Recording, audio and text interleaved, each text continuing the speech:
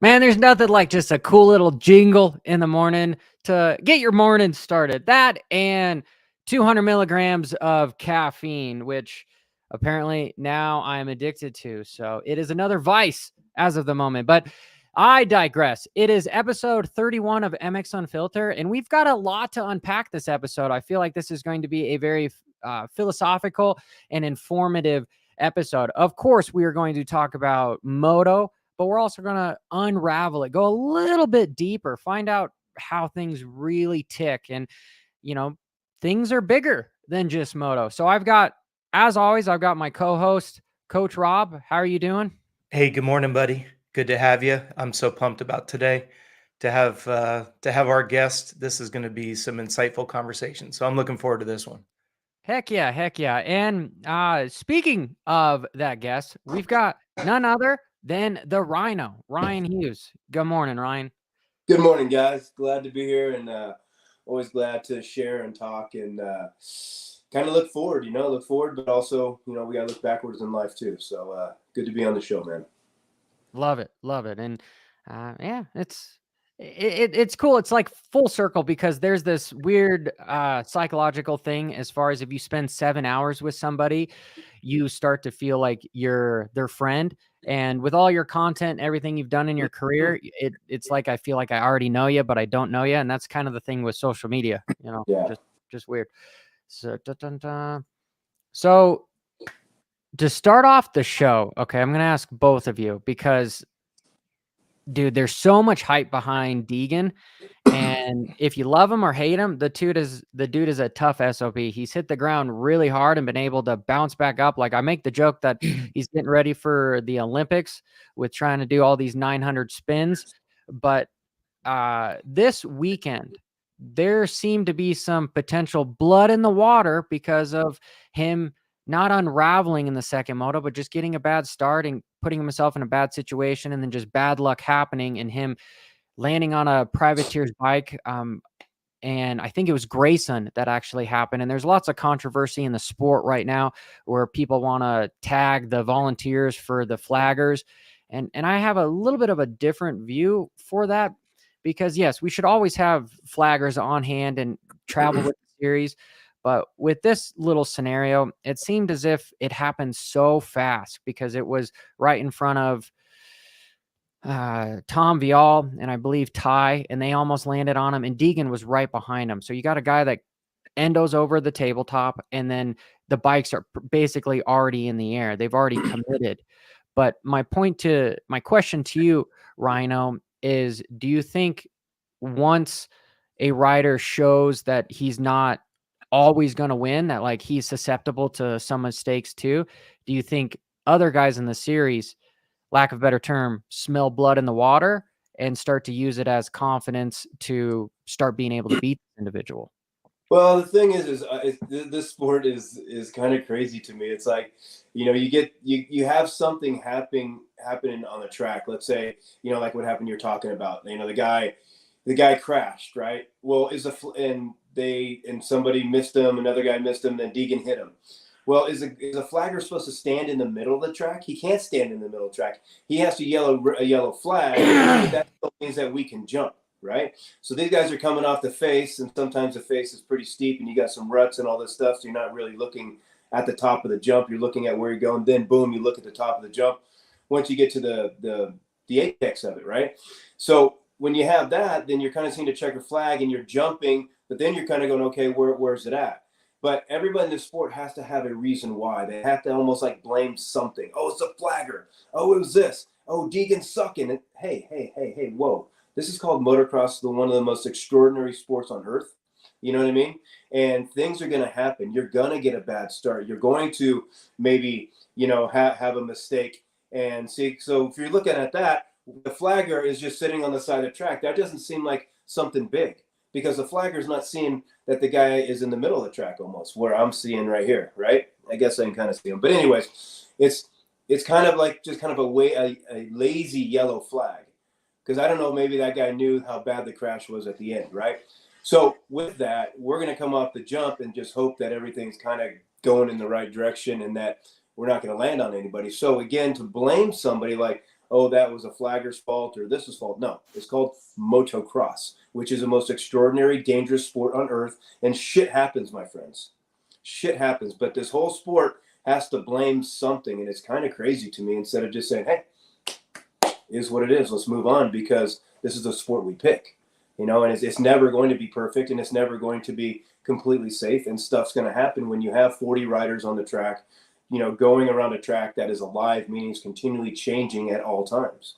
How can things just be perfect? It's going to be, you can't have perfection in a sport that's all the time imperfect. So, but Coach, before you, I wouldn't say rebuttal, agree, or just your view on this, Rhino, somebody like a Deegan, do you think that this shows that like Hymas and Tom Vial, that they can beat him and use it as confidence? Or I mean, you can't. I mean, I don't know how you're going to get confidence out of somebody crashing on something he had no control over. He didn't crash. He hit a bike that was laying in the middle of the track that you're not expecting. You know what I mean?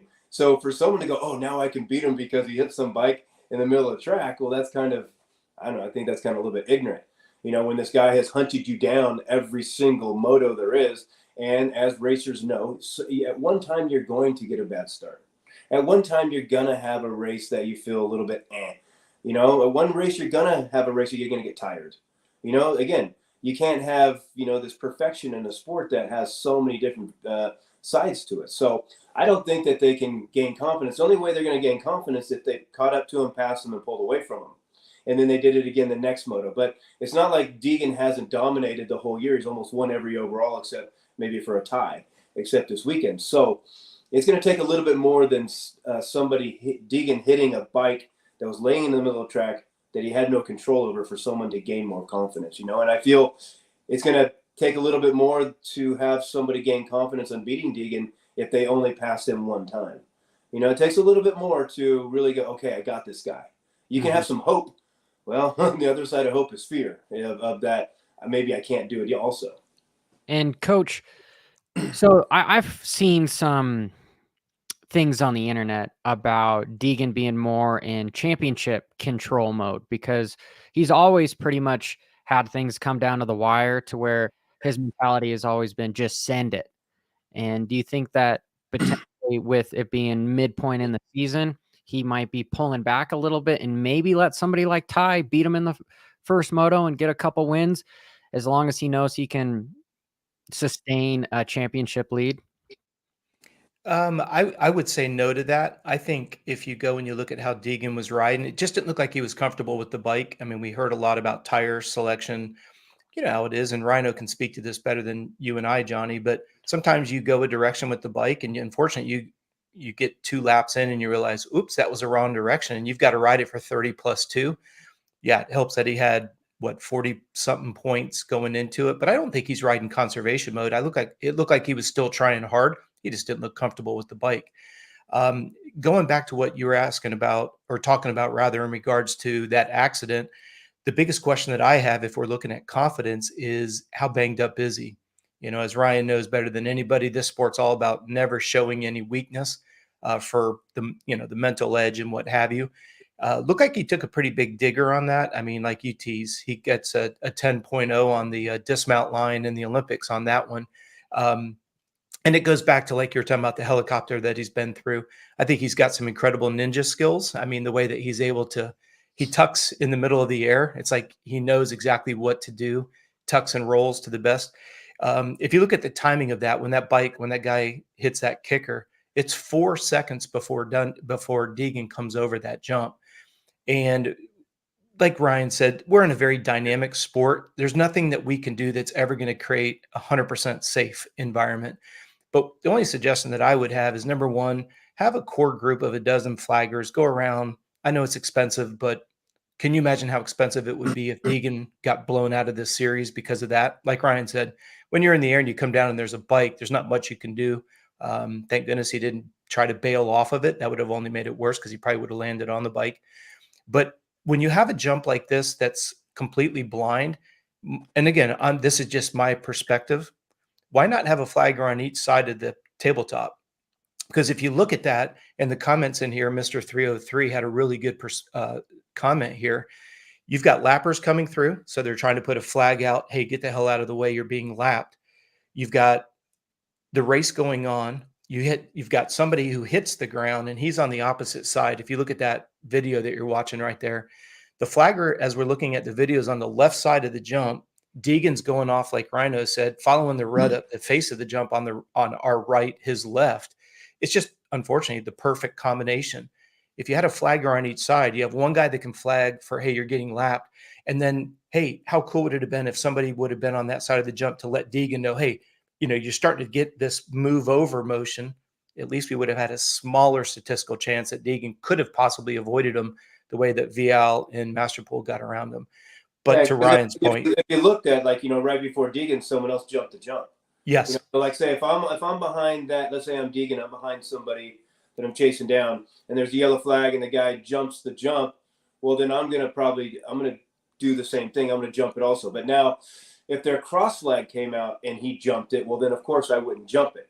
But when it's just a yellow and you see this guy jump and this guy jump and this guy jump, well, then you're thinking, well, it's not something bad, and you're never really thinking that there's a bike laying in the track. I mean, that's like the last thing you're kind of really thinking about. So I don't think people need to take this too far, except this is the sport we pick, and it's not like it's never happened before, and it will happen again. Yep. There's only one way. There's only one way to stop that, and it's like if there's a yellow flag off the face of the jump, you can't jump it. That's the only way to stop it. But if they're going to allow people to jump on yellows, well, then this is going to happen all the time. Plain and simple. And see, this is interesting is because a lot of people are complaining about the flagger because he's currently waving the blue flag and he wasn't super paying attention to the landing. And then he became aware of it. And this is all happening inside of like 10 seconds. And then he comes back and starts waving the yellow. But I'm kind of, that's giving someone, two jobs. Maybe there needs to be a team of blue flaggers.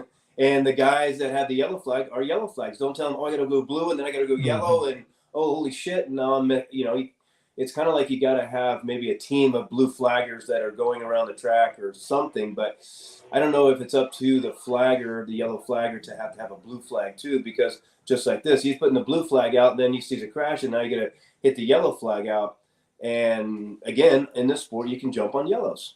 Dude, but Grayson, the privateer that crashed, good for his spatial awareness to be like, I need to get the F off the track because we'll watch this one more time.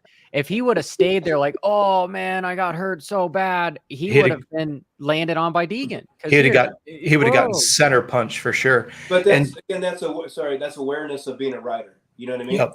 If he crashed in a corner on a straightaway, maybe I'll take a little bit of time to get off. But if you crash on the face of a backside of a jump, your ass better get off quickly. You know what I mean? Yeah. And it doesn't matter if you're dragging your leg. You gotta get off quickly. But so I just think where he was out on the track, allowed him to make instinctual movements or okay, hold on, I'm safe. And Johnny, something else too, because both Cody and Minton in the chat room are talking about the subject of having lights on the face of these blind jumps, and I think it's a great idea. The problem that you run into is, are you going to have 38 people sitting with their finger on a button that's only relevant to that jump? Now you're just complicating something that I think could be relatively simplistic. Flaggers need to be looking the direction of the landing. This is another problem, unfortunately, and let's rip a scab off here. A lot of those flaggers are like enamored that they get to watch Degan, Vial, Sexton, right? They're big fans of Ryan Hughes. They're following him around the track. They're really not doing their job, unfortunately. And that's not a dig on them, but they're paid volunteers, where if you had somebody that was going around the whole series, they might be able to go out and have dinner with Rhino, get to know him. But when they're doing their job, they're facing the landing. You have somebody on either side of the jump. To Rhino's point, one's got blue, one's got yellow. But the idea that the guys coming up a blind face need to know, okay, shoot, there's a flag going out. which direction should I go to try to avoid the carnage? If you've got somebody that's facing the landing at 100% attention, I could be looking at the landing and just do this gesture, and I could have directed the bikes to, hey, try to go to the right side of the track. You may not always get there, but if it wasn't Deegan, like Rhino said, there was somebody who jumped right in front of Deegan. If that person if Deegan sees that guy starting to drift to the right and he sees a yellow flag, he's, like you say, Rhino's mentioning the word awareness. He can read 2 and 2 together. He's going to start drifting to the right to go, shit, there's something on the left side of this jump. You're going to have that immediate 2 people's undivided attention on the landing trying to direct. But to Rhino's point, it's going to happen again. Well, I think, the thing that you pointed on is probably the biggest thing there. All right, so if we go to a Formula One race, are they getting people from Singapore and this and that and paying them like the system does, maybe $50 in a day, and we'll give you lunch? Oh, yeah, volunteers. No way in hell should there be volunteers flagging the most dangerous sport on earth, okay? Yep. MotoGP, Formula One, I think, again, we should have flaggers, okay? Get out your pocketbooks. You guys have enough money in the system, and get flaggers that are professional, that are trained, and that go to every single race, so then they don't have that, oh my God, I'm watching the pros. They've done it. They've been it. They're professionals. So that is probably one of the biggest points you can hit on, Coach Robb, is that we're having volunteers. We're having amateurs flag the most dangerous sport on earth, and where we should have a team. There's enough money in this damn sport. There's enough money being made in that top level on the nationals, and the system needs to kind of wake up and stop maybe treating it a little bit too amateurish or off-roadish, and go like, this is a very dangerous professional sport at the highest level. So we need to have people that are flagging it that have the same mentality as the sport's asking for, right? That's a good point right there, Coach Robb. Yeah. 100%. So on the subject of solutions, so I want your guys' opinion on 3 of them. So thinking about this, I've talked to many team managers, and they don't like the ideology of having radios because it's conflicting to the riders. And yeah, the older I get, the faster I was. Would it be somewhat of a hindrance if you're trying to hit a whoop section wide open, and then all of a sudden you have somebody in your ear screaming, da, da, da, da. It could possibly go haywire. But if you had one radio control guy that was out there that saw that happen and go, boom, Deegan, don't jump, I could see that being somewhat of a solution, because like Ryan Hughes was talking about with F1, that is the fastest sport in the world. You mean to tell me that these guys aren't on adrenaline times 1,000, and they're not total tunnel vision at 220 miles an hour, and they can still hear a radio come on? So that's one solution. The second solution would be potentially having those lights on the bike, where the lights, the blue leader, all of a sudden, boom, here's yellow, hey, there's something coming up, so that you can somewhat be spatial aware. And then number 3 would be, this might not be the most popular one, but let's just say you start getting lapped. As soon as the leaders start lapping the guys, those guys have to go off the track, almost like little bit of almost black flags when past the 20-minute mark. If you're getting lapped, you're no longer on the track, type of a solution. Yeah, that wouldn't work, because Carmichael lapped up to second before. He's been the only person on the track. But here's something though. I totally agree with Rhino. If you get lapped once, I don't think you should be pulled. But if you're getting lapped twice, I think you need to be pulled off the track. Yeah, because it may be somebody that's really good, but is maybe injured and maybe concussed and not even realize it. I mean, even Hunter, at the end of his second moto, said he felt like he had a governor, like he knew, like his brain just couldn't go to that extra gear. And if you look at that video and you look at the way he hit the ground, it didn't even look like he hit his noggin, but evidently he was concussed, right? So let's say that happens to somebody that's out that, doesn't have a double digit or a single digit on their bike. I think if you get lapped twice, you have to come off the track. And that's just it goes right back to what we said earlier about the flaggers. Like Rhino said, he's not sure if he should have yellow, if he should have red, should he have red cross? What the hell should he have in his hand? If you're getting lapped twice, I think you need to come off the track. And Johnny, I agree. The only problem with that is it's rare to get lapped twice. Is the bullshit. Look at the live timing. Look how many people are getting lapped 2 and 3 times. I'm sorry, there's a lot of them, and they're fast. Maybe there's something like, okay, how many big blind jumps are there? And that's what you got to say is, okay, let's say you go to, like say red button, there's 5 big jumps that, okay, we got to be careful of. So maybe there's some, you have radio, but the radio is only from the referee, right? He's the only one with that. And so he gets radioed that there's a crash on this or whatever. So then they can go, hey, get rider down on jump number 6. But there's only like 5 jumps that you really got to remember that are dangerous. And so the riders have to memorize, okay, that's jump 1, that's jump 2, that's jump 3, jump 4, jump 5, and we can do that. So if we get a quick signal that rider down, jump number 5, don't jump, then we know maybe at that point to chop the gas. But other than that, I really don't think you're ever going to fix it, because I've been in the sport for 40 years and have studied and watched and done it, and I've never seen a way to not be able to have that happen in a sport that is just the sport. It's like, saying that, MotoGP can't have someone slide across the gravel or whatever. I don't know. But just this sport, I've seen it so long, and just the way that it's operating, and there's no way to get around it with yellow flags, because you can't have lights and you can't have, radio. It's part of it, man. It's part of it. How do you feel about that? It happens like 1 in a kind of a million chance. So we're kind of like getting all up in roar about something that doesn't really happen that much. Now, if there wasn't a flagger there wasn't anything like there, then okay, then that's just complete stupidity. But this was just like a 1 in a million kind of chance, and it happened to Deegan, and if it happened to some back rider, no one would even be talking about it. Sorry. So Rhino, how do you feel about radios and potentially those lights on the bike? Would they be conducive, or would it be a hindrance? I think only if it's only from the referee, not from the mechanic, not from anybody else. It's just a referee to be able to give you a signal, like, hey guys, or rider down, on jump number 5. But he only can give you things for safety and nothing else, and nobody has a voice on this radio. Because I was talking to Janelle last night. We were watching Formula One. I'm like, man, it's funny how these guys can just talk the whole time.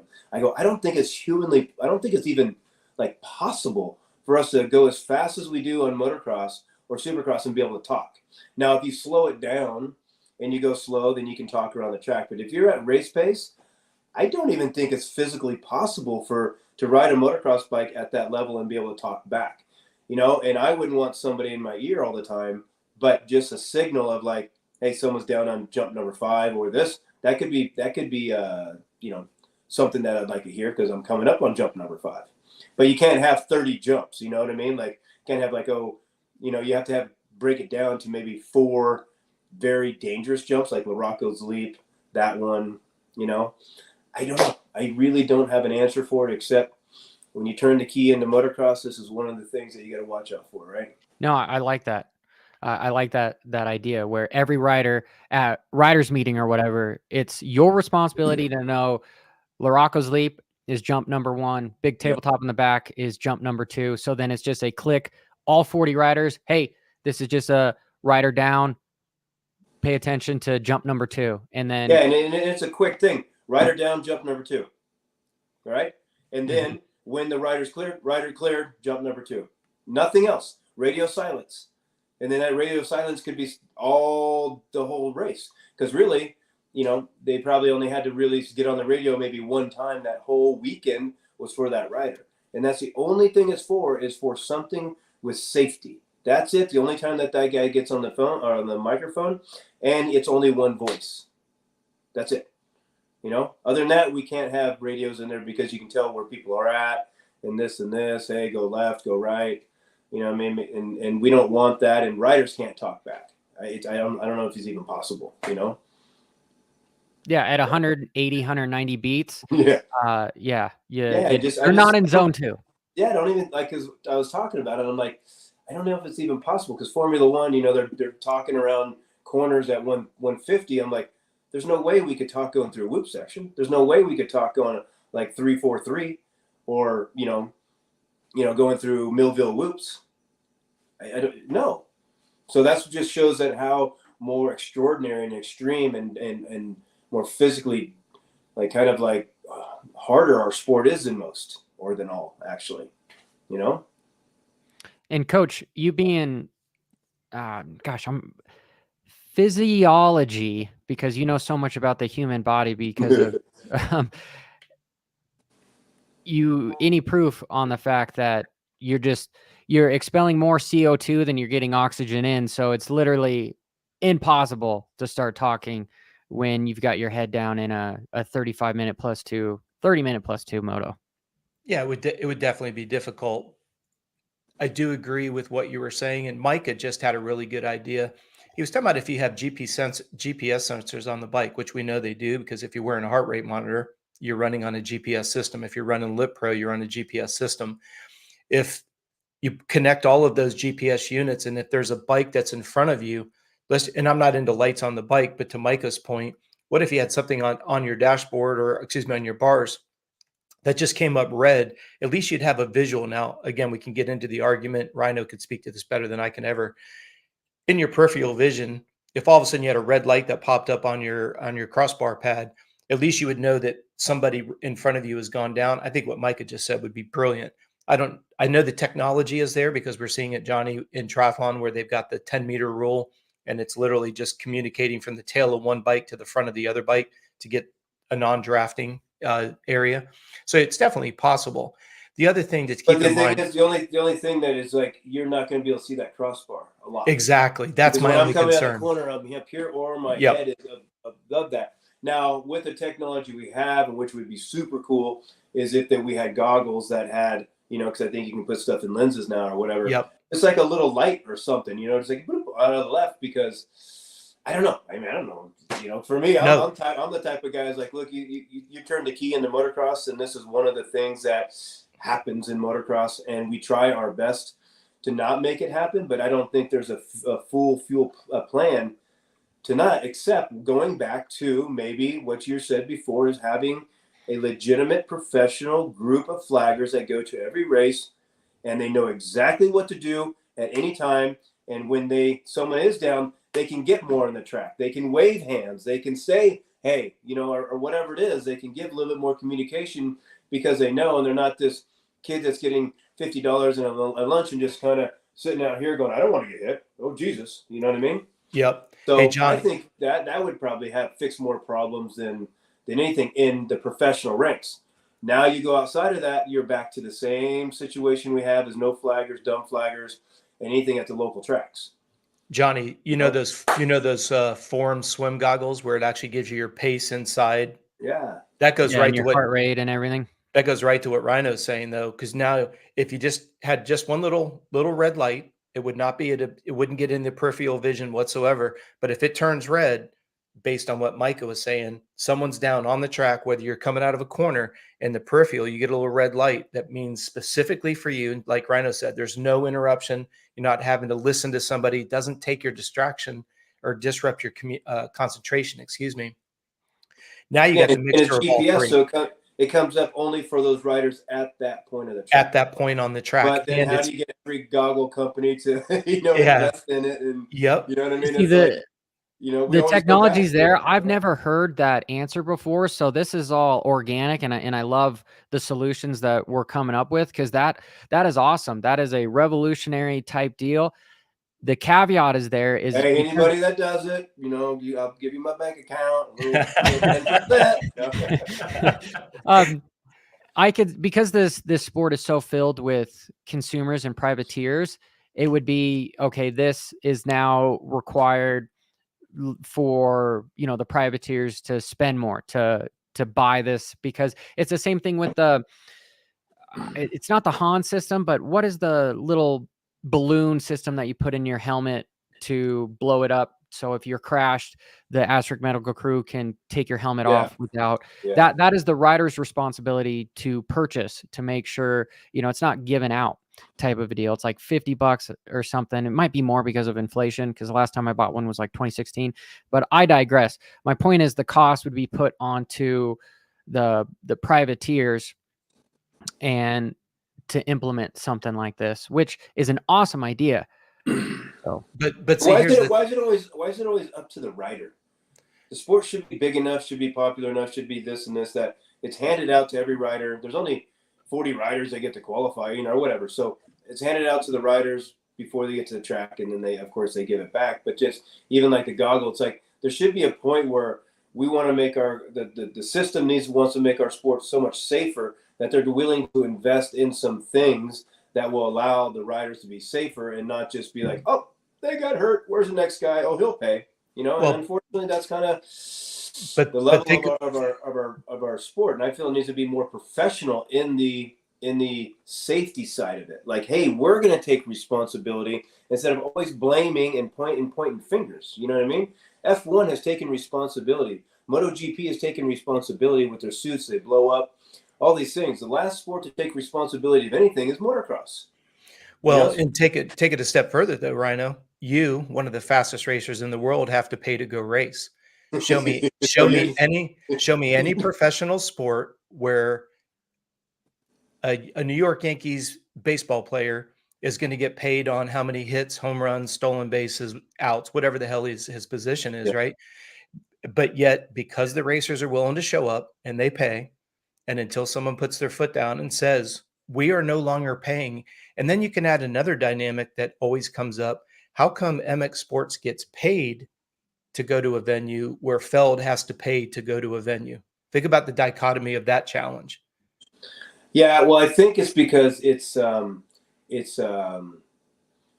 guess that's they know how to run the system. So again, Feld has to go to a stadium that has more power, more money, more everything than Feld, let's say. So you have to come and rent our stadium. Mm-hmm. We don't really need you, but we'll take you. These other tracks, they need this national to come to their track. They need it. So if you need it, you're willing to go, okay, here's some money. But again, it's mafia. I hate to say it. In the system, because is making the sport stay at a lower level because it's not allowing it to progress because of these things. Making riders have to pay. You know what I mean? For what? We're the entertainment. That's just ridiculous. And again, making these tracks have to pay for this organization, or to have them pay for this organization to come here. But it's just because they need this national. I would say the stadiums, because they're inside cities, they have football, baseball, all this stuff. They don't really need Supercross to keep it going. It's just one more way to make money. You know what I mean? So I think it's where the level is of where the race is at. All I'm saying is if you're Feld and now you're adding a safety component, a cost of safety on top of the existing cost versus the outdoor nationals where they're getting paid to go to the racetrack, the cost of providing that safety is a little bit different. It sucks because I agree with you. I think both entities should want to invest in it.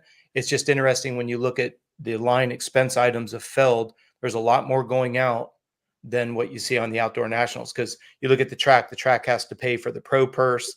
They don't get any of the sponsorship revenue. They don't get any of the TV revenue. They have to give up $1 for every ticket sale. The money's going out on the outdoor national side. So for the track, well, the system on the outdoor national side is, again, strongholds them because, you don't want to play our rules? Well, let's go to another track. Right. We'll take care. It's kind of like a mafia mindset. So that system needs to kind of come out of the dark ages, I think, on the way they do it. And unfortunately, most people in the sport are only looking at their numbers. If our numbers are good, then we don't care about anything else. If our numbers dip, well, then we got to start taking away. We got to start adding and this and that to get our numbers back up. So again, yes, they love motocross, but it's not their idea isn't to make it much bigger. Because if they start making it much bigger, then it gets out of their hands. Well, see, for somebody like myself, I would be happy to quote unquote sponsor that component of safety. Yeah. You see what I'm saying? Yeah. Not because I need my logo attached to it, but just to try to lift the burden off of particularly the privateers. I don't think Anderson and Sexton are worried about the cost of that because obviously the pay is a little bit different for obvious. I know it's a stupid statement, but the idea here is it's like you say, that threshold of entry seems to always be suppressed with, well, what's the cost? It's like drug testing. But what about just like a little, I know the tear offs and this, but what about just like a little stick on or something? You know what I mean? Mm-hmm. That's even on the lens. Maybe it's on the edge of the goggle, so it doesn't interrupt the tear off, but it kind of hangs down or something. You know what I mean? No, And you're you can exactly right. place it onto every goggle, so it's not like Yeah, a huge it's like goggle, connected to your or is transponder with a the lens that doesn't. One lens only fits one goggle. So you got Fly, you got this, you got Oakley, you got Scott. Yeah. You know what I mean? So maybe there's a clip on, or there's something that goes on that just comes onto the corner of your eye. You know what I Well, mean? like Johnny said, if that stick on communicates through the transponder, like Johnny just said, you've already got something on the bike that's got communication going electronically. To be able to bridge that up wouldn't seem to be, Johnny, look at the sweat patch that we use, right? I mean, it's just a patch and it's got a brain on it. It's got a little sensor. Then when you get close to your phone, if all of a sudden that sensor is now your transponder, which is 2.5 feet away, all of a sudden now you've got a closed network of communication. How about a shot collar? Okay. Slow down. But to back up just a bit on the supercross and motocross with the whole safety stuff is, yeah, I completely agree that motocross, it's more capitalism where these tracks want to make sure that they want to have a national there. And so it's up to MX Sports to be like, well, if you want to, you got to pay. And if they don't pay, they'll go to somebody that will. And it's the same thing with the privateers is we have a sport that only accepts 40 riders on the gate and they only 90 entries. And if you don't like those rules, well, they're going to find another 90 pros and whatnot. Because if I had to speculate on how many privateers out there that have their national pro license, I would say it's a number between 300 to 500. And so how do you accommodate all those guys? And right now you've got this system to where if the current guys don't like the rules that aren't under the umbrella of the big manufacturers and the factory guys, let's say arbitrary 30 of every race are those privateers, well, you can flush them out with other guys that can follow our rules. But I will say the difference between Feld and MX Sports is Feld is looking for stadiums and they're trying to find the stadiums like, all right, here's the cost to have Las Vegas. And Feld goes, man, we don't have that much money. We're going to go somewhere else. We're going to go to Utah because then Utah pays a bunch for the sports commission. They do a lot for Supercross, but then motocross is in a situation where from what I have learned, and potentially this could be speculating, is that MX Sports in the sport of motocross is still owned by Daytona Motorsports Group. So they have to pay like roughly around $1 million plus to have the rights for motocross. And so what they're doing is they're giving it to the tracks. Hey, it's $100,000 to have this race here. Well, they're just shoveling the cost from Daytona Sports Group of leasing it and they're putting it on the tracks. Where Feld, they own the entity of Supercross. So they can pick and choose and they have to pay to go to venues, where in motocross, the venues have to pay motocross for the rights, which is potentially an interesting dynamic. Well, I think amateur people, amateur ideas, and who's running what system is running the nationals? Where do they start? Well, and you also have to remember to Rhino's point earlier, if you're not going to play by our rules, we'll go to another track. You also have to layer in the qualifiers for Loretta's, because it's a multi-tier. You don't want me getting in that shit. Yeah, but if you look at the three of us, if you and I own a track, maybe we do. Well, if the three of us own a track, right? The enticement is, hey, we'll give you a regional. We'll give you an area. It doesn't have as much clout as a regional. And if you show us that you can do a good job, then we'll give you a regional. Let's push the politics aside, because we know somebody like Guy Cooper spent a ton of money trying to build the track to meet the standards to get a national, and was pretty much told that he didn't go through the right steps and was crucified for it. And Guy Cooper talks about that in Whiskey Throttle. If you haven't listened to it, it's a pretty interesting listen. Wow. So when you put those together, right, if you don't play the game, you don't get the area. You don't play the game, you don't get the regional. If you don't play the game, you don't get an outdoor national. Well, now intertwine all three of those. So you look at something like a WW Ranch. They decided to step out of the MPG group, the National Promoters Group. They didn't want to hold a national. And then all of a sudden their regional was removed and it was given to another track. So correlation, causation, you can say whatever you want, and you'll have people that'll go on and say, oh, that's not true. Well, if you talk to the people who are involved with it, that's the conversation. And it Yep. was pretty obvious, right? As soon as it wasn't on the national circuit, all of a sudden that cash flow got cut off. So, Well, that's the thing is somebody, a system owns too much of the sport, and that's the problem, because Yeah. everybody's putting, yes, the nationals, of course, but everybody's putting so much emphasis on this one race that is just an absolute circus. That's all it is. It's a circus. It should be called Loretta Lynn Circus, not anything else, because that race means nothing. That doesn't show that you're going to be a great rider. Doesn't show that you're going to be a champion. Doesn't show anything. Doesn't make you get sponsors. Anything. It's a circus. It's an event, and that's it. But so many people are putting so much emphasis on it as racers that I need to do good here, and this is where my sport's going to go to the moon if I do good in this one race. And that's kind of stupidity. And I hope everybody will start seeing the big picture soon, that the only thing you're doing to go there is have a good time and spend a lot of money, and hopefully you do good. And if you do good, we give you a clap, but nothing's really coming from it. Zero is coming from it. Even if you're that top guy that wins it, you already have a sponsor. You already have people, giving you stuff. You're already going down that road, and no kid's going to come in there that nobody knows about and beat the riders that are already, already sponsored to win that race in that A class, right?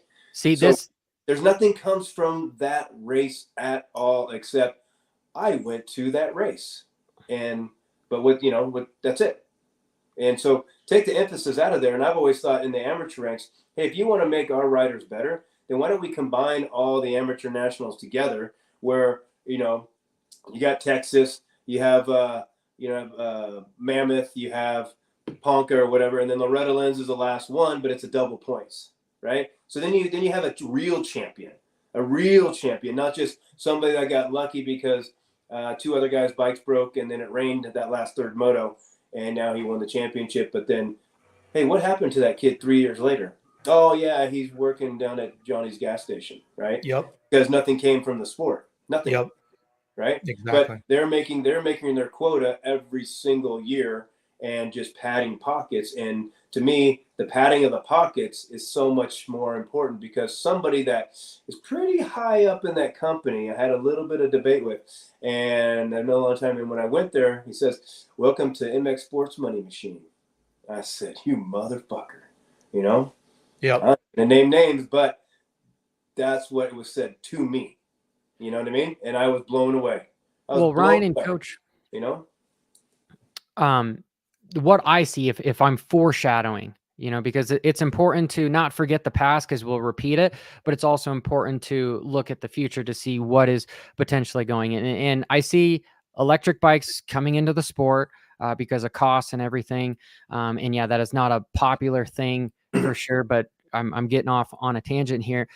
When it comes to the privateers, I personally feel that the privateers are dying, and it's because of things like Loretta. Right now, we never see a rider that never won a championship at Loretta, or somebody that didn't get a factory ride to then be successful in motocross and supercross. Privateers, they just sit there in 10th place to 20th place, and they never really get those good shots, because the system has an amateur guy, a list of amateur guys that are on Star Yamaha or Pro Circuit Kawasaki, to where if one of the riders isn't doing well, boom, here's another guy in the amateurs that's already somewhat on payroll. And with the new Compine stuff happening in motocross, that is only an invite only. And same thing with Supercross, with the Supercross Futures, is those are invite only. Who gets invites to that stuff? Well, it's not really the privateers. It's guys that are already backed by big factory machines, gas, whatever, you name it. And so once there's enough inflow of those riders, well, now the privateers are kind of gone away. And now I see that being bad, but I also see in a part of me also sees it being a little bit proactive as well, because now you've got a system of just fear-blown factory guys. So now the sport can implement maybe more safety, maybe more rules, maybe a union of the factory guys, something, right? Because you don't have to deal with as many of the privateers anymore. But at the same time, this being a consumer run sport, we need those guys. So you'd have to implement another class that would be college basketball or football or whatever, so that the privateers still have somewhere to race and still make money. But it seems as if they're dying, in my opinion. Yeah, I mean, for me, if I know the idea of adopting kind of like Formula One, MotoGP, of having like 20 teams, 22, or 20 riders, 22 riders, 12 teams, whatever it is, and that does that. So that would work, I think, in Supercross because it's a smaller, arena, of course, and then maybe you have, if you did that, then you have, like Moto, let's say you have Supercross 2 or something like that. I don't know.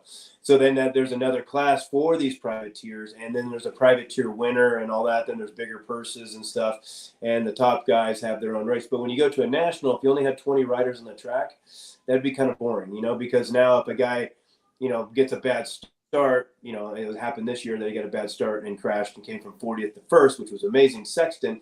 But that never usually happens. But if it's only 20, well, then you can come through the track, the pack so much quicker. I don't think there'd be as much excitement than having 40 guys come off that line, and that's the I guess the draw to motocross is that coming off the line and all these bikes going around the track at the same time. Just for me, there's a couple things you got to look at. The economy, everything's costing so much more. Food, gas, bikes, everything's costing so much more. So now it's taking the privateer more money just to go do something or even live life that now, is motocross really worth it because there's nothing coming back, right? The top guys don't have any problem with that because everything's free and they're getting big money. Now, if there isn't enough money in motocross or supercross to pay out the riders, then how about we start from like 10 down? The top 10 guys, sorry, you guys already make enough money, but I don't know how to do that. Or you get one sponsor out there, that comes in, and you use that sponsor and you take all that money, $2 million that sponsor came in with or whatever, and you put it into the purse instead of putting into, the system's pocket again. I think it'd be easy to find one sponsor and you take that sponsorship money and you put it straight into the purse. That's it, and that's something to give these riders back more for, because I really feel in the next few years you're going to start seeing the sport die because of just the economy, what it takes to just live now. You know what I mean? Take motocross out, but man, this guy has to go buy food, he has to go to gas, he has rent, da da da da da da da da. It's so much more than when in my day. I mean, Yeah. Jesus. So that's another issue, is that just normal life is costing so much more that it's taking away maybe this privateer's dream, or his dream of being able to race motocross, right? Yeah. And because we're already starting to see it. We're already starting to see it in the amateur ranks, and people just can't afford it, man. And then what the system does on top of that, of how much you have to pay. Yeah. Right. You have to pay to ride. You have to pay to race. It's incredible. It's incredible. I go to one of these qualifiers for that one race, and they're sticking a $70 fee on top of every single rider that goes to that disqualifier. But that system that's adding that fee isn't even there. Exactly. Isn't even there. Yeah. Yep. It's not even existing at the race. But if I go to qualify for this race, this last, I guess the regional or whatever the hell it is, I have to pay $70 per class. For what? Yep. And I hear people complain about it all the time, but the people in the sport can't complain about it because every ride and every sponsor is just, on the just everybody scratching for shit. Yep. Scratching for a sponsor, scratching for a deal, scratching for this. So I'm going to keep my mouth shut. I'm not going to say anything because, we're on our last ride and we're on our last dollar, and there's only a few little rides that are given out. So you're going to start being the voice is going to be very silent. And Johnny, the problem is like, stop trying to make money and gouging the people in the sport, right? Go outside the sport to bring money in instead of gouging the people in the sport. Stop raping the people in the sport because you're too money hungry. It's not our fault that we have a passion, we have a love, and we have an ability to do this. But then now you're almost you're raping me to do something that we love to do.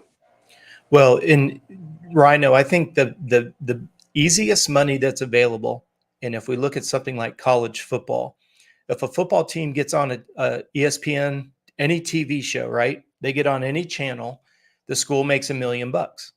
So if the networks can afford to pay the college $1 million, how much do you think the networks are making to be able to pay that each school $1 million? Yeah. So you look at the idea, thank goodness, because like when you were racing, I remember watching it on ESPN. It was grainy. You watched it. You watched it at 1:30 in the morning. You set your VCR, right? And you played it till the VCR broke. But the idea is now we have TV available to us. Why not take a percentage? There's two things that I think money is kind of built in. You have bad mofos like yourself that are out on the track. We love to watch it. We pay to come see it. If you just took $1 per ticket, right? We've heard so much about that was the big bone of contention as to why Glenn Helen isn't on there. Stop and think about what that should tell you right off the bat. If you get $1 per ticket, right now, I'm going to use loose numbers. That's $30,000, $40,000, $50,000. That comes, it's kind of like a fair race where they just pass around a bucket and whatever money they get, they put it into the pro race and they're dash for cash, right? Yeah. If you took $1 per ticket, now we're not saying redistribute wealth, so please don't ostracize me for that. But we're just saying, hey, look, $1 per ticket goes into the prize purse for that night. So the more people that show up, A1 is always a big one, right? So if you get $1 per person, and you got a percentage of the TV royalties, that's it. Don't touch anybody else's money. Just because, as you said earlier, why are people watching on TV? Why are people filling the stadiums? For the people that you want to compensate legitimately. So now you take $1 per ticket, people that are live, take a percentage of TV that we're watching live. We have the privilege nowadays. Why does that seem so unfair and unjust? I'm not asking for 99% of it. Just 1%, 2%, 5%, whatever the numbers are. It's a lot of zeros. And then put that into each one of the purses on a per event basis. Because for Supercross, competition, that's potentially 60 grand or more. And people, coach, that's okay. This is the dad in me. I just took my daughter to the zoo yesterday and we all felt so proud because we got like 3 little quarters to go put into habitats that we wanted to help fix, because they said, hey, we're donating 75 cents per each ticket towards certain habitats that and how much really goes to them. and maybe it doesn't, right? But as a consumer, I vote with my dollars, right? And that's how our economy works right now. If you don't agree with somebody, you don't spend money at their store or whatnot. And the one thing that the sport has done in past couple of years, it's been because of the World Supercross, because I am a definite believer that competition breeds innovation, because if you're stagnant, you end up like Kodak and or BlackBerry and you go belly up. And what Rhino was talking about previously about having more of a purse, the questions I'm asking you guys is maybe for the longevity of the sport, because talking to the privateers at the races, they're like, dude, I need to make it to SMX because I've never made this much money in my life. And these guys are the guys that are 15th and below, but if you could get this 15th place number up to $100,000 or something, now that's enabling a rider to have a decent lifestyle. $32,000 is still poverty for the 15th best rider in the world. That's what I was going to say is you just mentioned that somebody's ecstatic over $33,000 in the most difficult sport in the world. Say that out loud to somebody who doesn't know moto. And they'll look at you and go, loud to somebody that plays baseball. They're like, wait, I think I have that in my shoe for the first base thing. Every time that was dinner last night. Base, I get $33,000. Exactly. Yeah. Now, but see, the thing is that just showing that right there just shows, what did SMX do? They just patted the pockets to the top guys again. And why did they do this? So then that they could pretty much squash the World Supercross. Oh, all of a sudden you got $10 million to throw out in 3 races? Whoa. Why not take those 3 races away and put that $10 million into the fucking purse that's already there? The races that are there, instead of adding races to squash somebody, let's take that $10 million that you somehow already found. It wasn't there ever before until last year. Let's put that into the races that are already scheduled and already planned and already been there. and up those purses by $10 million, and not just for these 3 races or whatever the hell it is. I mean, come on, do the math. So that just shows to me that nothing's going to change until you get more intelligent people running the sport. Okay. What happened to Formula One? Formula One got bought by a collaborative of people that said, hey, all right, let's make a series on this, which they did, because I think that sport went up like 500% popularity.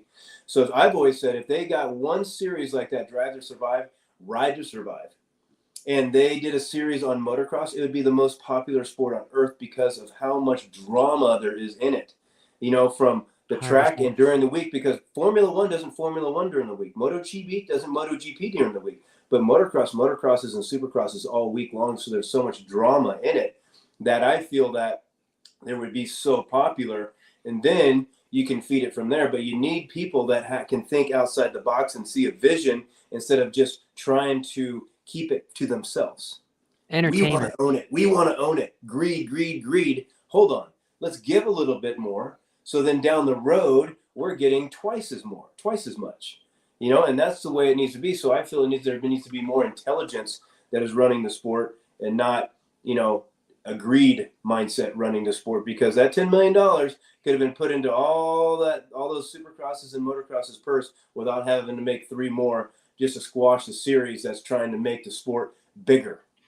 It was like this for bicycle racing. Like bicycle racing, we all love it because we use it to train, but it's 6 hours long, right? And so most people don't watch 6 hours of bicycle racing. But this show got me so hyped the last couple seasons, because there was riders that I didn't even know about that now I'm rooting for because of this. Yeah, with golf, I never followed Formula One until that series Drive to popped up Survive. Exactly. Yeah. So that's the thing. I made a point to everybody. If they would have just followed Jason Anderson around for the first 3 races of Supercross, right? I think the first one he got second. Then he went to Oakland and he cartwheeled down the start straight, right? And then the next one is at San Diego, and him and Jet are getting into a little squabble after the track again, that everybody started pointing fingers at, and it's his fault and his fault, and then they got fined for it. Are you kidding me? You know what I mean? It's asinine about what people are paying attention to. Then during the week, his training partner that he rode with, Max Volan, cartwheels, dislocates his hip. His leg is sticking straight up in the air. And Jason Anderson, I sat there and watched the whole thing. Jason Anderson's holding his leg for 45 minutes until the ambulance came, got him on the thing, stuck him into the ambulance. They shut the door. Jason Anderson walked straight up the hill, put his fucking helmet on, got on his bike, and did 20 minutes straight without missing a beat. Okay? Now that is drama, bro. That is drama. And so that's just one rider. So if you would have been able to film that and shown that to the world, I think people have been like, oh, holy shit. Like, this sport is insane, than just having somebody squabble on a radio like in Formula One. You know what I mean? Yeah. And I mean, that's just one rider. Rhino, So take that drama, and I think you'd have a lot more excitement, be able to sell the sport, and then be able to bring more into it, instead of just trying to make sure your numbers are adding up every year. And talking with Jace, allegedly there was potential talk about this happening with Netflix, but it was going to cost somewhere around $5 to $10 million, and Feld put the brakes on it. They were like, but we got $10 million to add 3 more races. Yeah, and supposedly that money is coming from NBC. The majority of it is coming from NBC with the partnership. Feld and MX Sports, they split $3 million, and then $7 million was coming from NBC, and that's the reason as to why we have to have 33 freaking races. I'm a big believer of, like, let's have 12 races a year. It's too much. It's too much for these guys. Hence why we have Roxon out, Webb out. Sexton was almost out. Jed is out. It's insanity, man. It's insanity. Why? But they don't give a shit. They don't give a shit. They care about the money. They don't care about the riders. This is my biggest thing. It's like, there's so many riders. There's so many ways to get people in the sport. There's so many ways to make the riders better in the sport. But what happens about the rider when they leave the sport? Okay, that's my biggest complaint right now. My biggest talk and my biggest thing is like, hey, we need to do something. Okay, just like Mike Healy, and there's many guys that have went down this road that have no help. that have no direction. Because once you're done with the sport, there's a big what if. Who am I? There's a void, and we're just like a bunch of dirty tear-offs floating around the ground. And you just talked about how you have to pay to race. Well, try to get a ticket after you're not in racing Supercross. I have to call people, hey, can I get a ticket? And they give me a ticket, not a pit pass, not a credential, nothing. You know what I'm saying? And so there's nothing for the rider after we're done on ability to talk to people, maybe some direction, maybe, a hotline, I don't know, or even just an ability to say that, hey, I did something in this sport, so here's your credential. You can get to come to every race you want, especially from like a Motocross the Nation winner. And I gotta call a few different people to try to get a ticket for a Supercross.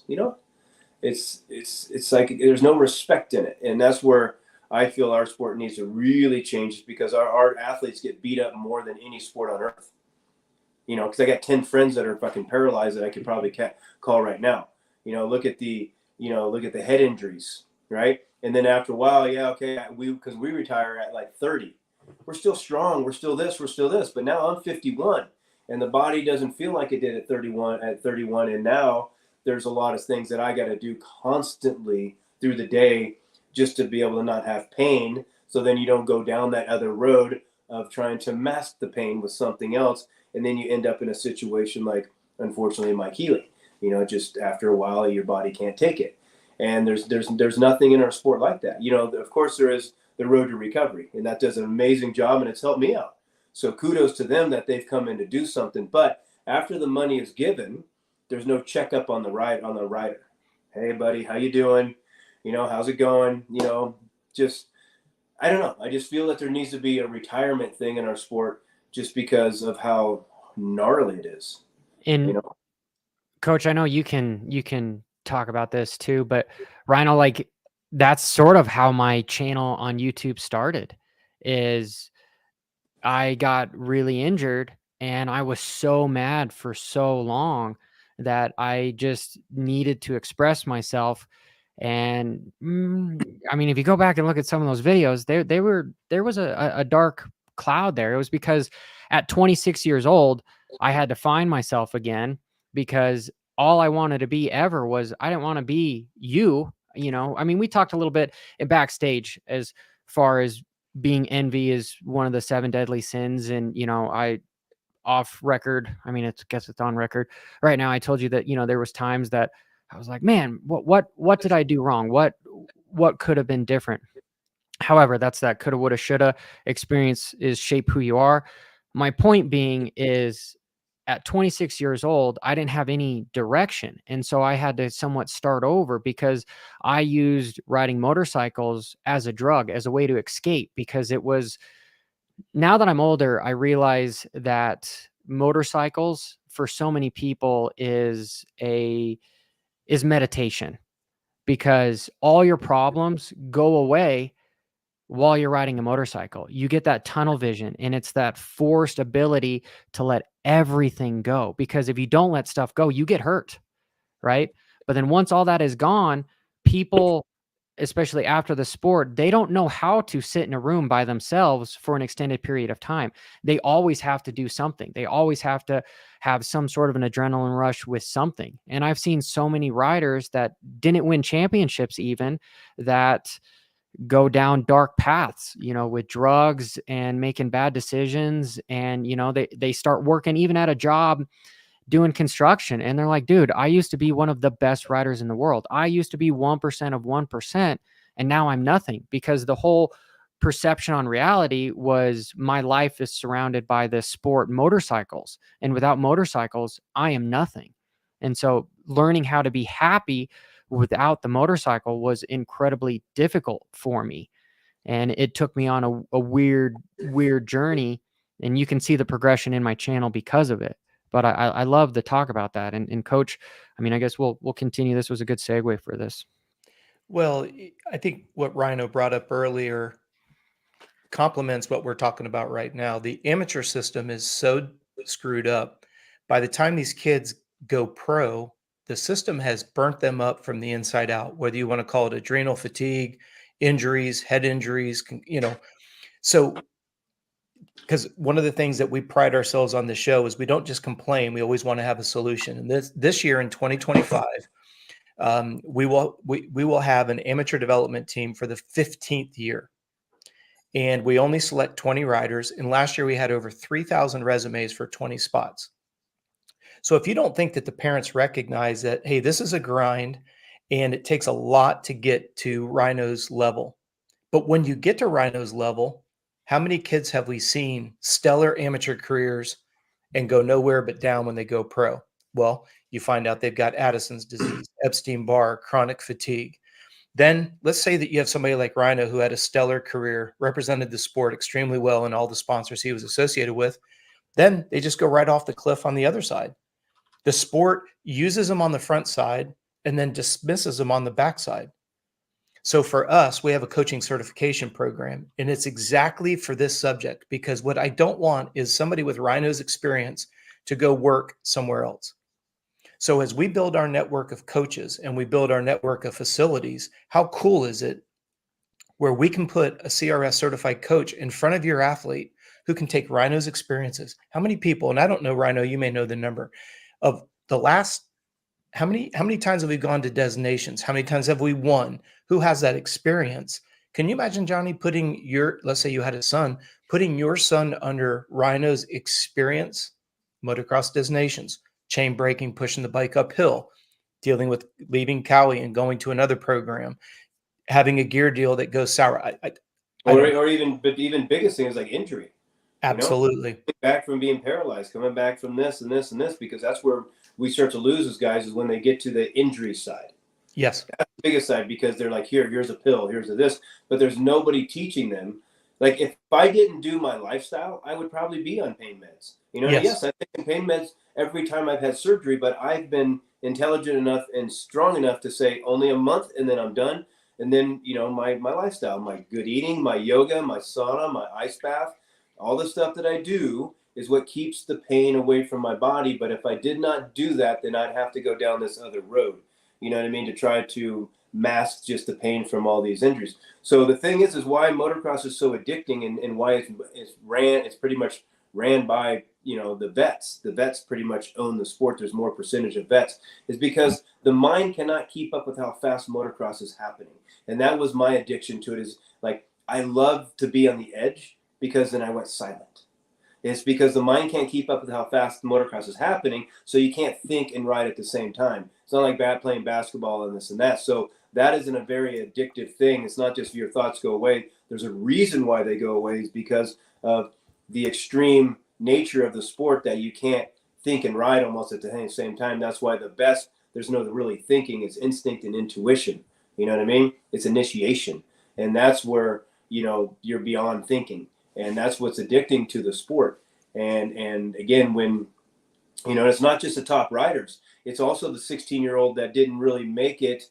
And then now he doesn't really have anything to fall back on. And everybody goes, oh, well, these motocrossers are stupid.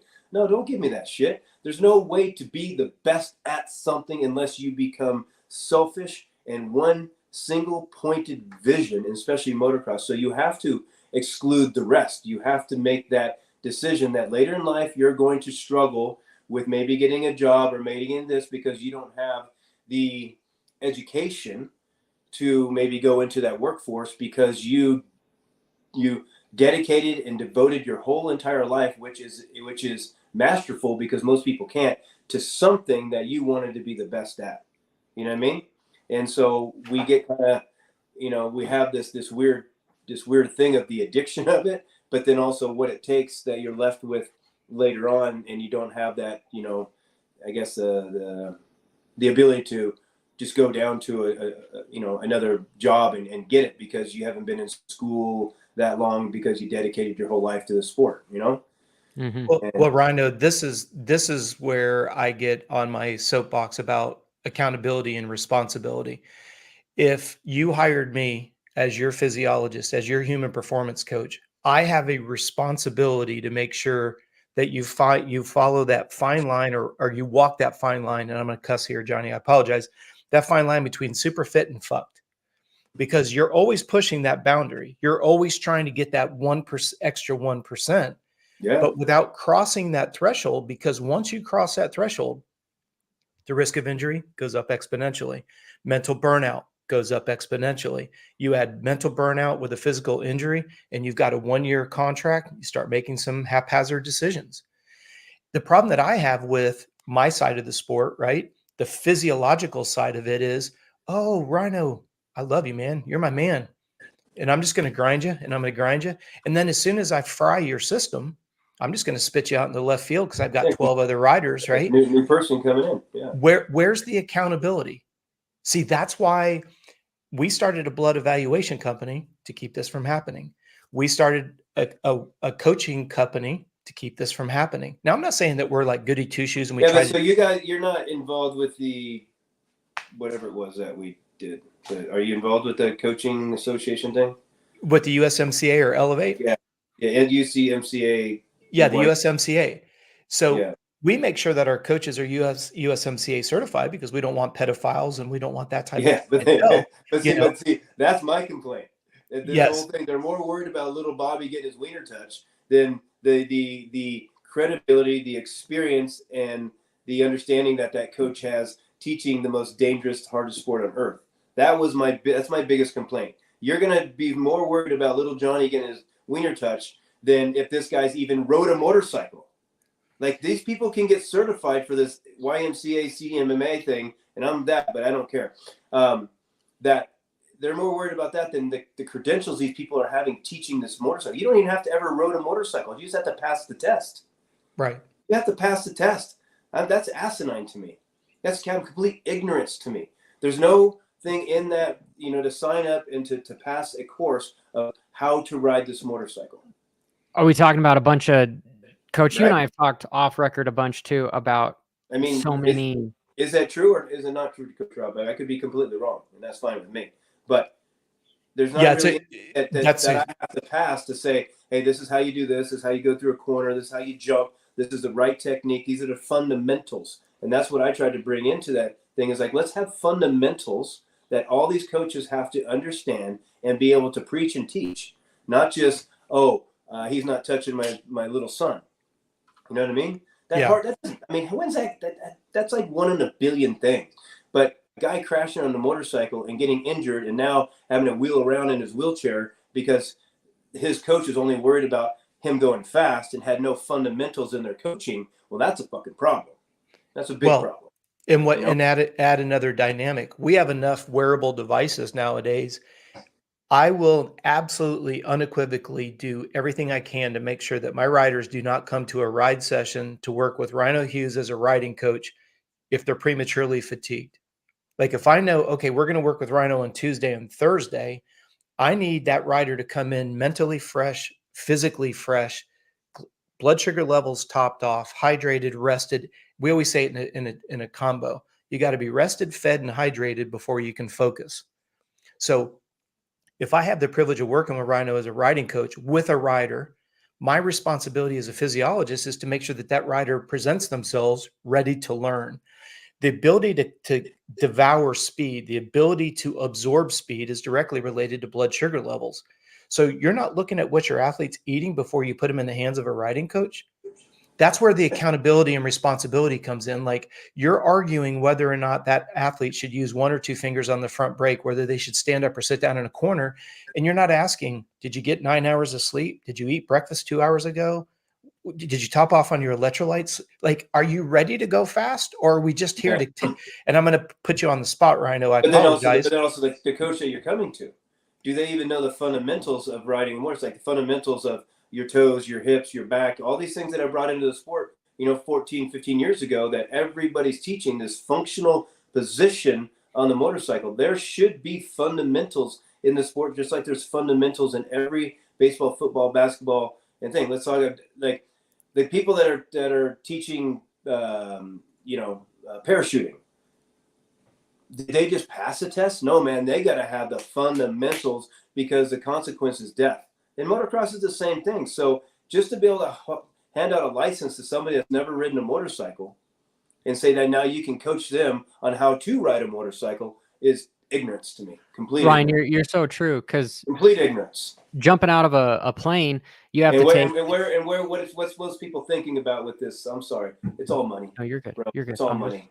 How can we get many people to sign up that we can? Well, we make it as easy as we can, and it's a money thing. Because if you had to get people to pass a test on the functional technique and the approach to motocross and blah blah blah, you would have half, 3/4 less of the signups or the passees.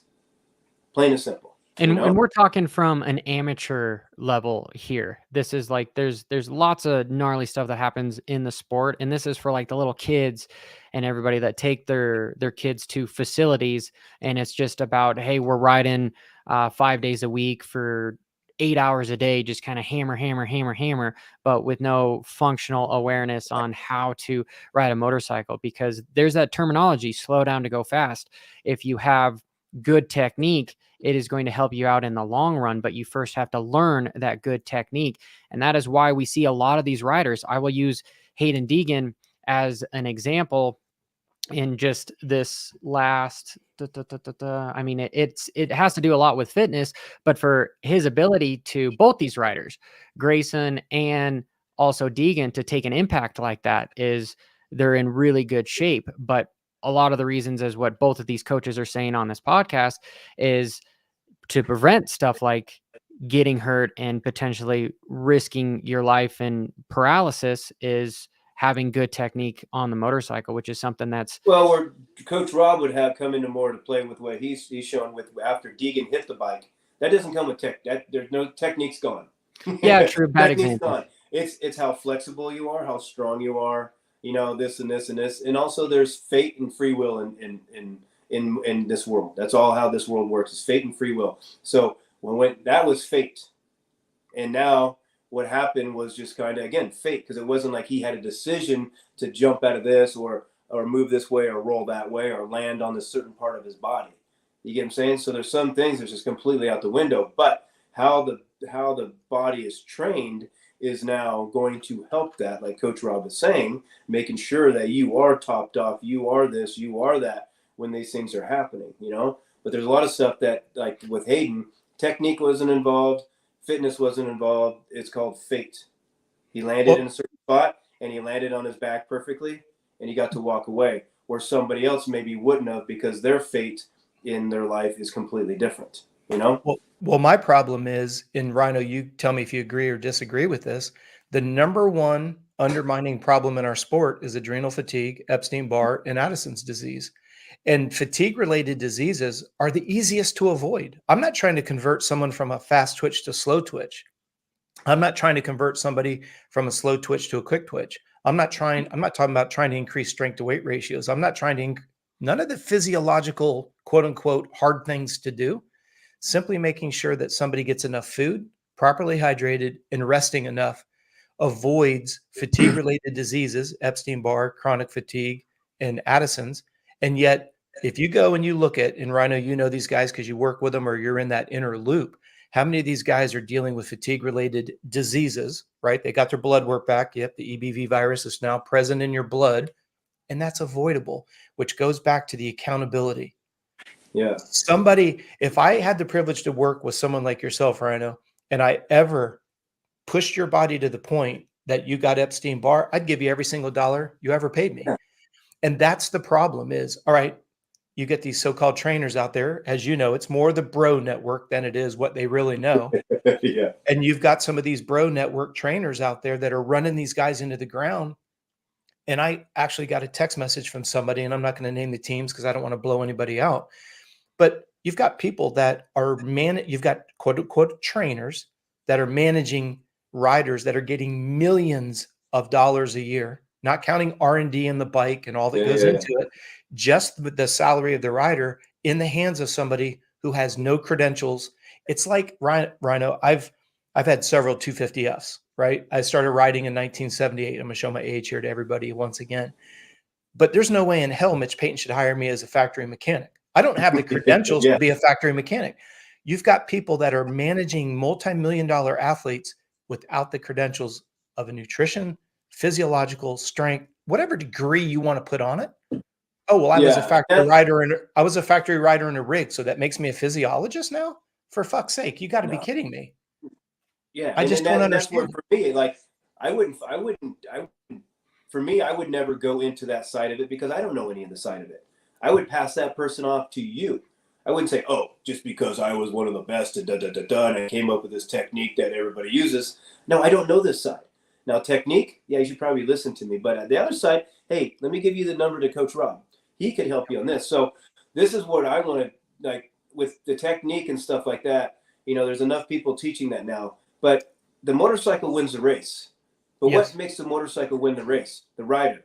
But what makes the rider? His lifestyle. So I've had a few riders that came from some big coaches, and I don't give a shit. Like Cincerello came from Eldon. And I had to ask him 3-4 times, are you sure you trained with Eldon? Are you sure? Because his body was so fucked up. His nutrition was nothing. His understanding of all these stuff. And it wasn't Adam. It was just what he was getting taught. And so there's a lot of people just kind of like say, just burning these riders out and not looking at their lifestyle. But it's up to the rider because I see how they eat. I see what they drink. And then you go into the truck. You go into the team trucks. I wouldn't let my enemy eat the food that they have in these team trucks. It's just like, and then the social media, and then the flying, and then the late night, and then all these different things are taking so much out of the body. And that's not really just the activity. The activity's tough, but it's kind of very rewarding too. It's everything else that I feel is not giving them the strength, allowing them to recover, or taking the life force out of the body. And then plus, like you say, the extremeness of our sport, the sound, everything just starts to wear you. It kind of wears you out that way too. Yep. And that's where I think it gets to your adrenals and stuff. But as you say, it's more of their lifestyle that's causing the problem than I think just the activity itself. You know what I mean? 100%. Because nobody 100%. comes off a race, comes off a motorcycle and is like, even though you're tired, like, dude, man, that was, you have this excitement to you. But now that only happens, let's say 2 hours a day. What about the other 22 hours a day that you're a fool? What you watching? What you listening to? What are you reading? Who are you hanging around? What are you eating? What are you drinking? When are you going to bed? When are you waking up?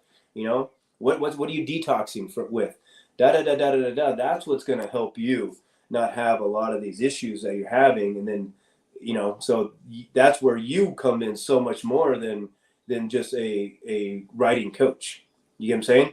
The riding coach comes in maybe 2 hours a day. Coach Robb, you come in 22 hours of the day, of making this, you got to make this vessel a machine.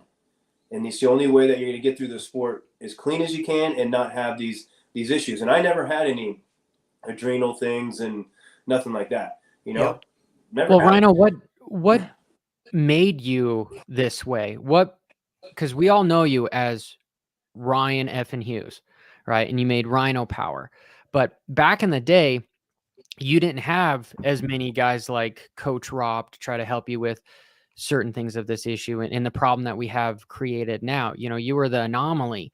So what made you seek out a healthier lifestyle on and off the motorcycle and made you different than the rest of the field, in your heyday of racing? I guess the thing is I've never been stuck on belief. Oh, I believe this is the way. Oh, I believe that's the way everybody's done it. Right? Because once you have belief, you're dead. There's nowhere to go from that. I guess I've always had a childlike energy. And what's a child's favorite word? Why? Why? Why? Because there's wonder. And once you have wonder, you start looking outside the box. You start actually listening to other people. You start, kind of trusting other people than the people that are just in the sport that have done it one way. Well, that's how it's always been done. Yeah, but it doesn't mean it's the right way. So I was always looking outside the box of a Paul Check, of this, and finding new ways, and the best I could. You know what I mean? No way to where I'm at now, but I always did the best I could. And as Coach Robb knows, some people just have a much stronger system than other people. You know what I'm saying? Just like any species on Earth, a dog, a cat, a bird, there's just some bad fuckers, and then there's some people that just, sorry, dude, you're a little bit weak, And I was born with that little bit stronger than most in my physical form. And I was always with that childlike energy of why. You know, why? I wonder. So I wonder, so then I can make everything just a teeny bit better, you know, progress just a teeny bit more. But if I just believe that's the way, then you're dead, you're stuck. That's just like everybody going to Eldon going, I believe that's the way. Well, no, it's not the way. It's not the way just to eat 2 peanuts a day and burn yourself out until the sun comes up. You know what I mean? There's a different way, and you saw Chase going a different way and Roxon going a different way, and where they started getting more healthy looking. You know, they started getting more healthy looking. Ryan, as speaking to riders that are up and coming that don't have this panel to help guide their ways, through your experience, what would you tell a kid that is in super mini class or something that is like, I want to be Jet Lawrence, or I want to be Sexton? You know, what would be the best advice to give somebody to inspire them to chase their dreams? Well, first I would say, what makes you go fast on a motorcycle, and that's how you ride it. So make sure your technique is precise. You know, airtight. Make sure that, because nothing else, doesn't matter what you drink, doesn't matter you're vegetarian, doesn't da da da da da. If you do not ride the motorcycle properly, you're never gonna go as fast as you're capable of going. So first you start there on the fundamentals and master those. Then you go to, you know, kind of like the system. Like, hey, now you go into Coach Robb.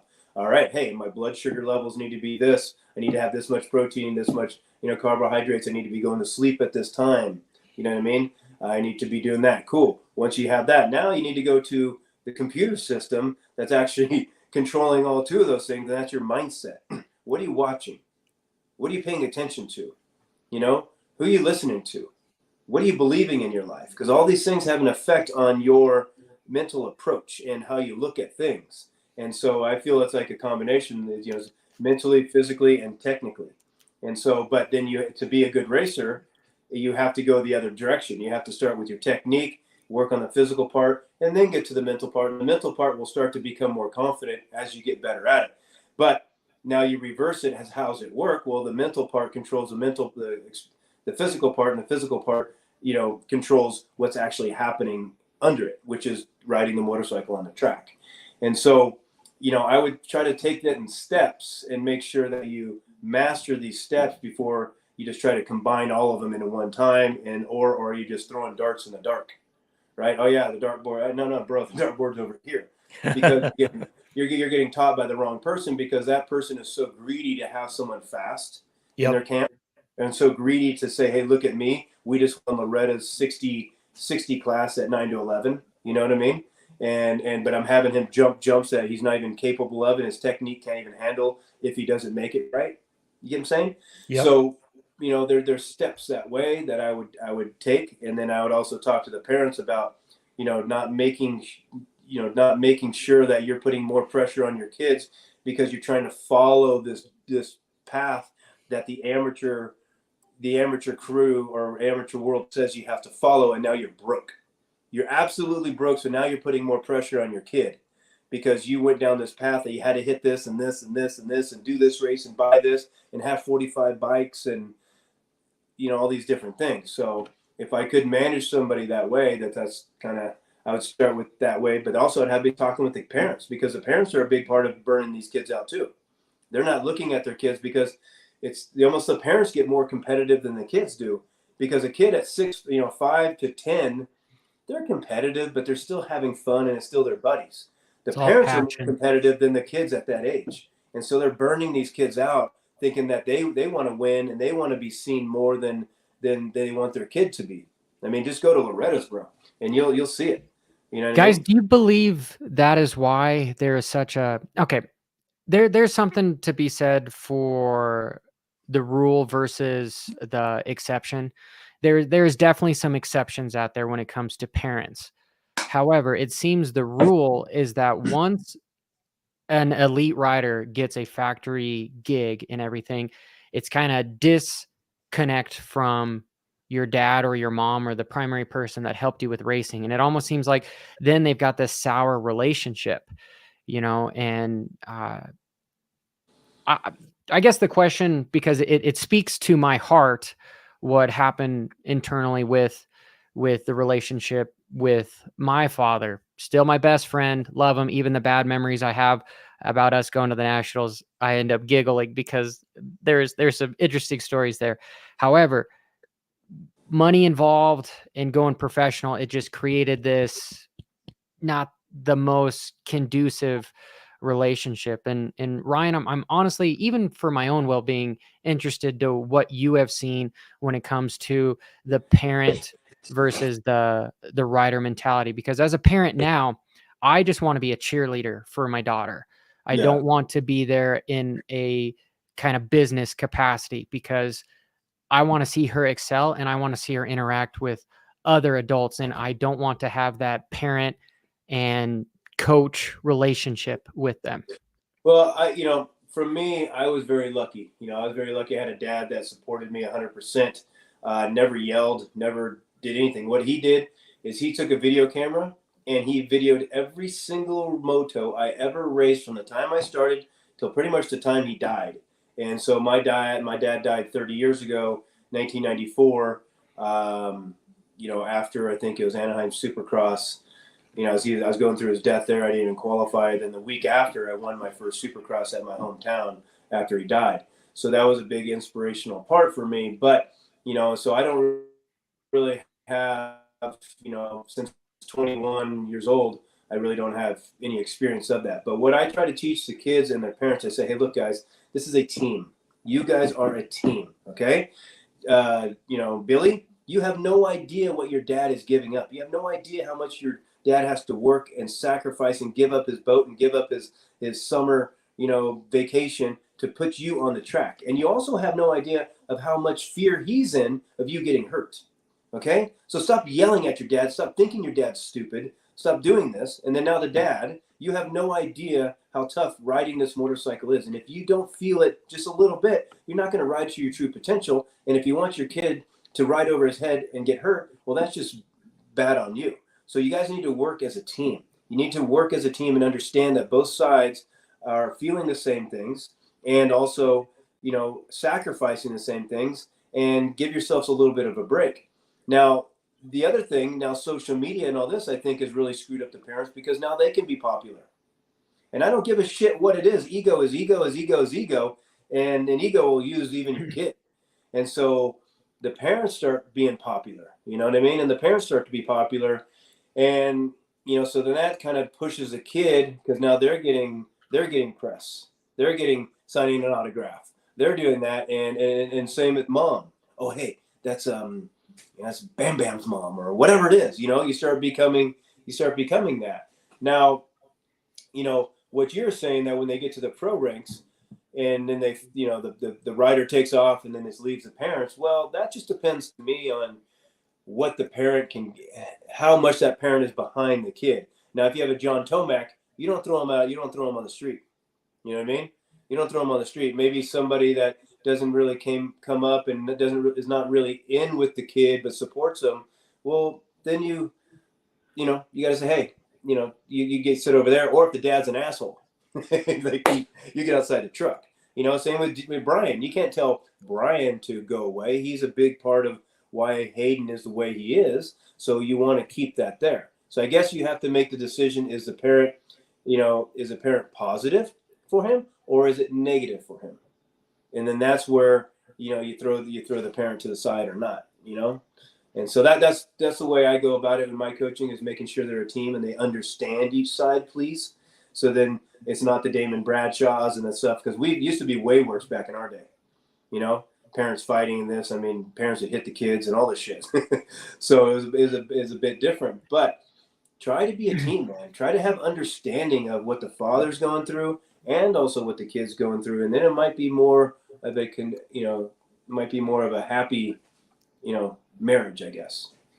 Yeah. And what I see a lot these days too is what you both touched on earlier, as far as don't do the same thing as far as you just second mortgage on the house and take this giant gamble, because that puts so much pressure on a kid that he's not physically adult enough to be able to comprehend the types of pressures and things that happen, to put that on to some little individual. And you walk around, last time I was at Loretta walking around, it was just like dude, everyone was having an anxiety attack, and I was like, holy crap here, and I was there on a credit card, and the whole thing just seemed like, why are we doing this? Why is this so important? It's almost like right when you go into that, seen that show Lost, it's like right when you enter that gate to that race, it's like everybody just like loses their mind, or they're smelling the happy gas or something, because I see the same thing. I mean, it's just, they're walking on eggshells, man, because they know they just spent 10 grand and everything's on, the rider to do something. And if they don't, that 10 grand was just wasted, And so there's so much pressure on that. And I think it's really bad for a family. Not say they're ever going to change it, but it's really bad for a family. So now why does that happen? Because dad has to be the guy in the circle that has more than all the other guys in the circle. It's an ego thing. Just because a dad's not racing doesn't mean he doesn't have an ego. Just because a mom isn't racing doesn't mean he doesn't have an ego. They have bigger egos than the kids do. They really do. Love this book. The parents almost want to go to Loretta's more than the kids do, because it's just a big party. That's all it is a party, man. It's not even so much a race. A race to me comes secondary. I've seen the relief in parents' eyes when their kids maybe get a little injury and they can't race. Like, oh, cool. Now I can just party. And that's what what it's about. It's more of a party than a race, And 1,000%. Yeah. Well, talk so much, guys. No, that's why I wanted to have you on here. And Ryan, personally, like, I enjoy your belief systems, and I believe that a man needs 3 things in life. They need somebody to compete with, to help level themselves up. They need somebody to teach, to help inspire.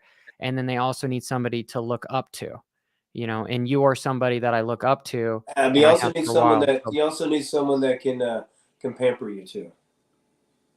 Like a good woman. Yeah. That's why we're all married. That's the problem with men, is that we don't know how to pamper ourselves. We don't know how to be kind to ourselves. We don't know how to do that. We always think we need to be tough. And that's the problem with burnout too, is that you're trying to be this person, you're trying to be this energy too much. Hey, hold on. Let's unwind it a little bit and do you have any tenderness? Do you know how to be tender to yourself? Right? And tenderness is what heals you. Tenderness is what brings energy to you. Right? Yeah. It really does. So yeah, you need someone to look up to, you need someone to fight and this, that, but also, man, where's the tenderness? Because that is where the batteries are recharged. Right? Yeah, no, and I think that's a society problem. Like Marcus Aurelius, one of the most respected guys that took on the entire world, very brutal individual, but he says that it's more manly to be kind and gentle than it is to be angry and violent. And that was like, dude, the world just shows you that you're supposed to push out your... when we're men, we're taught anger and violence. We're taught that. It's almost in our DNA. It's in our society. So if you can take that warrior and be able to put down the sword and have that kindness, that tenderness. Well, that takes so much more, because now what did you do? You challenged yourself to be different. You challenge yourself to bring out this other side of you, instead of just being this one-sided person. And so that's what I've had to learn from all the injuries I've had. I was like, look, man, I can't be this guy anymore. I can't ride motorcycles anymore. I don't ride bicycles anymore. I don't train like I do. I have to train just to feel good. And half my day is just to be kind of almost like tender to myself, because of the expectations that I had of myself and the things that I did to myself physically. I mean, I beat myself to a pulp. This is absolutely brutal. So now I have to rewind that, take that extension, rewind that cord and be more tender, more this. But what's that do? That gives me more strength to be able to understand somebody more, to accept somebody more, to allow somebody more, right? And somebody that's always trying to be forceful, they're not going to accept, allow, and understand anybody. They're just going to dominate. And, that's not true toughness. True toughness is being double-sided, being well-rounded. Hey, I appreciate the words more than you know. We've been talking for a little hour and 40 minutes here. I've got a little girl that has woke up about 20 minutes ago, so I need to go take care of the most important thing in my life and go make her some breakfast and get her ready. But Rhino, it was a sincere pleasure. You're always welcome back on the show. I know the viewers really enjoyed it. Is there anything you want to say before we cut today's show? You know, I could push every sponsor that I have in this, or every company that I have, and but nah, you know, just the biggest thing is you know, start taking responsibility for yourself. You know, everybody wants to give the praise and the blame to entities and this and this and this. You start to take that responsibility that, hey, you're the one that got yourself out of bed that when you didn't want to. You're the one that put these shoes on. You're the one that brushed your teeth. You're the one that makes sure that you're going down the right roads and not hanging out with the wrong people. You're the ones making sure that you're staying healthy and not eating shitty foods. You're the one that's making sure that, you know, you're not doing these substances and stuff like that. So when you can look at that, then you truly love yourself. Don't ever think that you don't, or you wouldn't take care of yourself and look after yourself like the way you do. But also on the other hand is take the blame, bro. Take the blame. If you screw up, you screwed up. Take the blame, because everything is a learning lesson in life. Everything is progression. And so that's for me, is I think, you know, most people have taken the responsibility and taking the love away from the thing because they're putting it outside themselves because they think they're less than. No, you're more than anything, especially the way that you take care of yourself. So I don't know, I just say, look in the mirror and be proud of who you are and give yourself a couple loves, and, you know, and just like, man, just like, let's pump the brakes on trying to be something or get something or be somewhere. It's right here. Yeah. It's right here. Learn to feel. Don't think. Just send it. Hope is just faith wrapped in many different. Yeah, well, hope. They're on the other side. Hope is here, right? And belief is just the opium to the masses. Well, guys, as Nietzsche says, but I think he says one more thing. I don't want to hurt anybody's feelings. No, you can say whatever you want on here. Religion is an opium to the masses. I personally think religion is a cult, so I get lots of hate for that. So. Opium to the masses, bro. That's where you stunt your growth, right? When you believe. But guys, Rhino's links are in the description. Coach Robb, he's got a podcast out, couple episodes a month. Make sure you go check that out. Hey, and Johnny. Always. Hey, Johnny. Yeah, I want one more word from Coach Robb too, man. The Coach Robb podcast featuring Johnny Hopper dropped this morning. So you guys get over to Coach Robb podcast. God. It's a candid conversation with Mr. Hopper himself. I highly encourage you guys listen. Lots of insights. So Johnny, hey, when am I going to get on the Coach Robb podcast, man? You're about to get a text message when we're done. So thank you for being open to it. Yeah, Johnny. I love it, dude. Cool. No, this Thanks, Rhino. So far one of my favorite episodes of the year. So it's a pleasure. It's a good way to start the morning. But as always, guys, make sure you hit that subscribe button and go WFO. I'm back 125, man.